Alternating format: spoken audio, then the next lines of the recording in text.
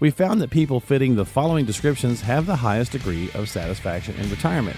This week on the podcast, we'll talk about retirement satisfaction with Sean Lee and see if you can find yourself some satisfaction along the way. As Mick said, we can't get no satisfaction, but hopefully we can when it comes to our retirement portfolio and our retirement strategy. That's coming up next here on Retirement Elevated.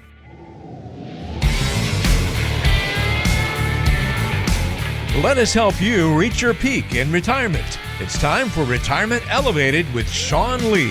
What's going on, everybody? Welcome into the podcast. Sean and I here to talk investing, finance, and retirement. And I really wish we could play Get No Satisfaction or Satisfaction from the Stones, but I know we can't. But it's like, just want to have it in the background as we're talking about retirement satisfaction this week on the podcast, and just kind of explain how you help people maybe walk through or achieve some of these, following descriptions that I've got here, Sean, which are pretty standard, right? I think a lot of people are looking for this kind of stuff.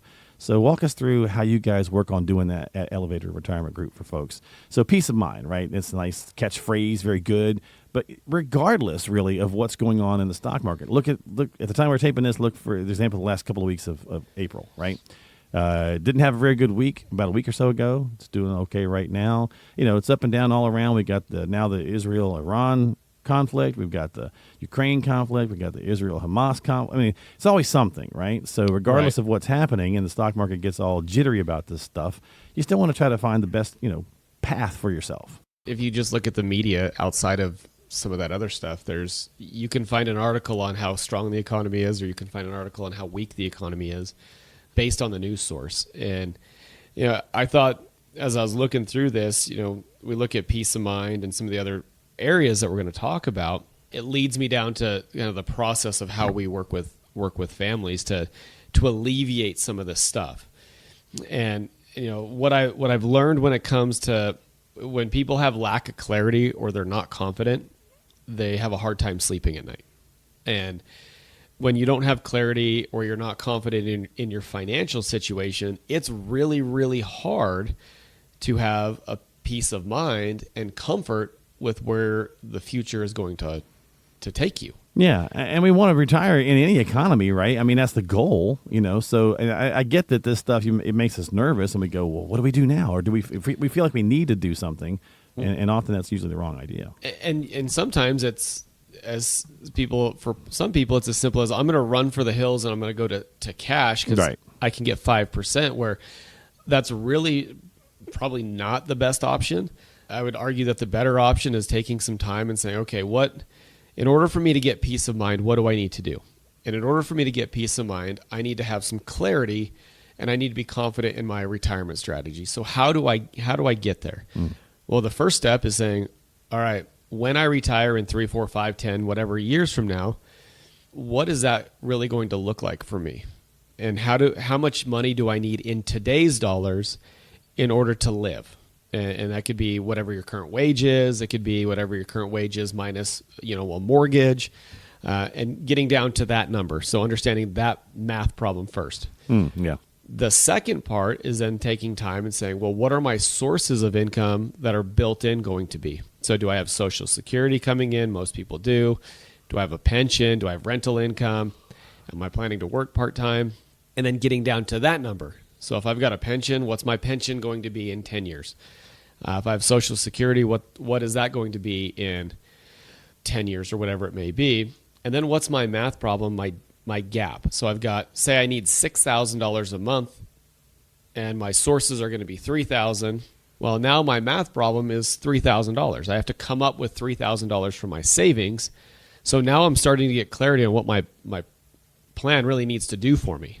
Yeah, and when thinking about clarity in what your plan wants to do for you, you've also got to have those conversations about what it is that you want, right? So that you kind of design the plan around that. And I think oftentimes we're so focused on just getting a nest egg versus kind of saying, okay, well, what am I trying to actually accomplish with this nest egg? Yeah, retirement, I get it, but that's vague. Like, what do you really want to happen in retirement? And really a big piece of that portfolio and that peace of mind is going to probably come from the diversity of having multiple income streams, because we've talked about this many times. You don't want really just Social Security to be the one thing, right? That's that one income stream. You really want to have multiples. Right. Once you know the problem, 6,000 of income need, 3,000 of sources. Well, now I have 3,000 that I need to come up with from myself. How do I want to do that? And we talk about this a lot. There's really only 3 ways that you can create income from your investments. And everybody in America falls under one of these 3 categories. One, the first way is you say, you know what? That income gap that I have of $3,000 a month that I need to come up with, I want to use protected money. And that's, CDs, bonds, insurance companies, things like that. Well, the vehicles that you use, if you're the protected person where you want your incomes to be guaranteed and secure and protected, are those investment options or those types of accounts are different than if you said, you know what, I'm the completely opposite kind of person, and I want to create my income based on the markets and using dividends and investments. Well, what you use over on that far side, is way different than what you'd use on the protected side.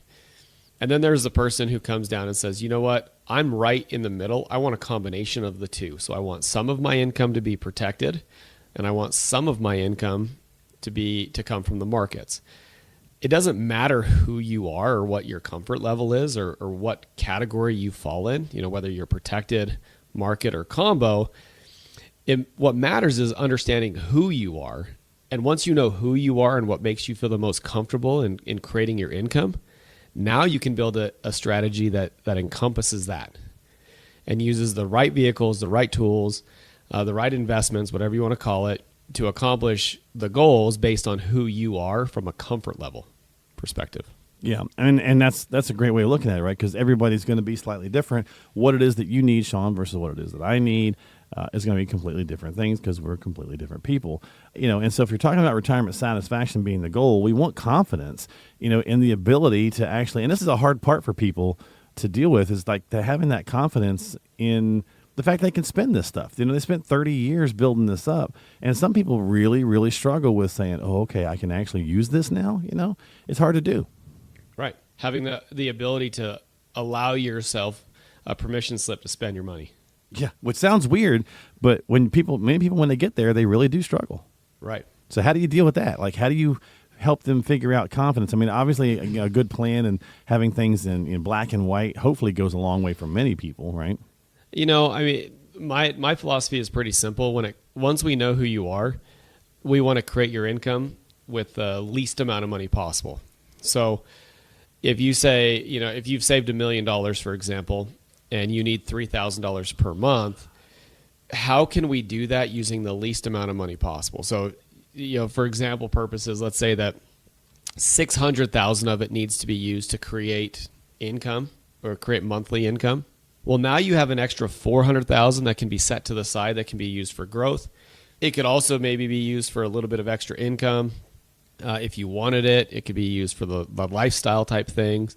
But that 400,000 pot of money is your permission slip to spend how you want and how you choose, because it's not going to disrupt your overall income plan. It's the extra pot. Yeah. And so I like to segment assets out for what are our needs, what are our goals, what are our desires, what's our math problem, and then anything left over is built for growth to use as needed or wanted.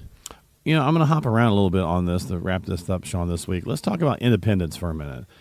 With so many things happening with our election year and, just the way people are feeling about government in general and politicians in general and the things that they do or don't do, many of us want to figure out how to get independence from not only the government, but our family, for example. Not that you don't love your family and blah, blah, blah, but, you don't want to most people don't. You'll hear them say, I don't want to be a burden to my kids.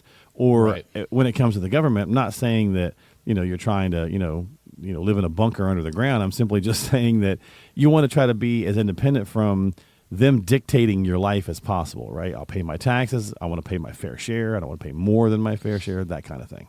Yeah, and the big one is health burden, right? So if I go down and, one of the bigger questions that we get asked is, well, when it comes to being a burden, what happens if I need long-term care? I don't want to be reliant on living in my kids' home. I don't want them to have to take care of me.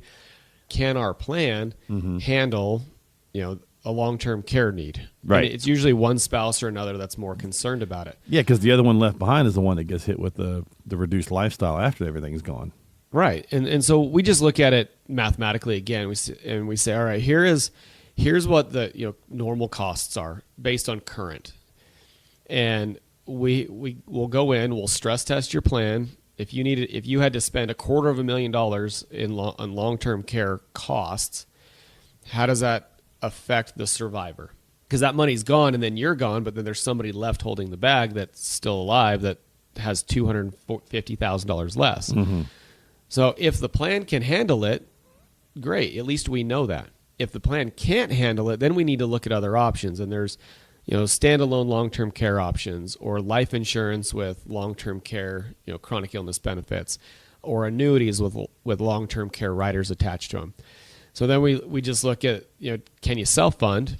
If you can, are you comfortable with it? If you're not comfortable with it, let's look at those other 3 options and determine the best course of action for your particular family and figure out how you're best going to protect yourself without disrupting surviving spouse's lifestyle or income. Yeah, I mean, because we definitely, to your point a minute ago, we definitely don't want to be crashing back on our kids' couch. I mean, any of us who've ever had our grown adult children crash with us for a while knows how annoying that gets, right? It's great to have them shortly, and after a bit, you're like, all right, get out.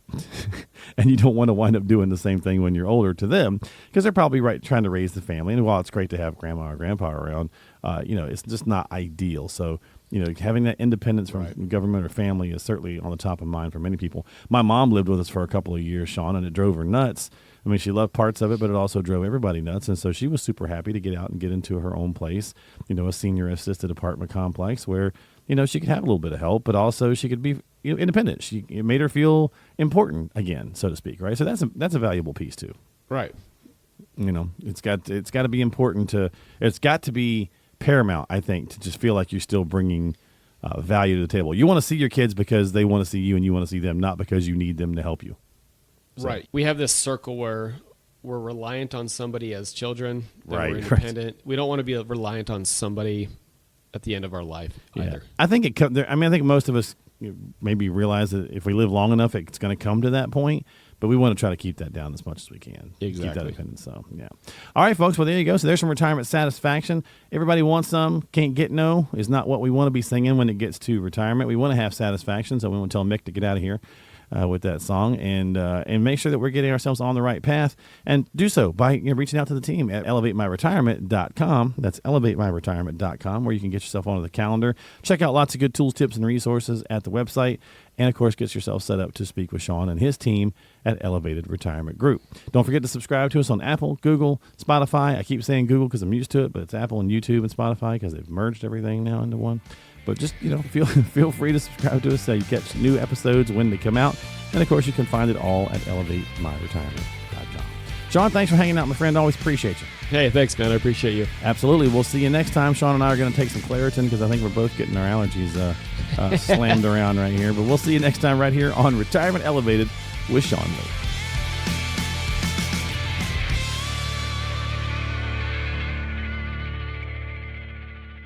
Investment advisory services offered through Elevated Capital Advisors, LLC, and SEC Registered Investment Advisor.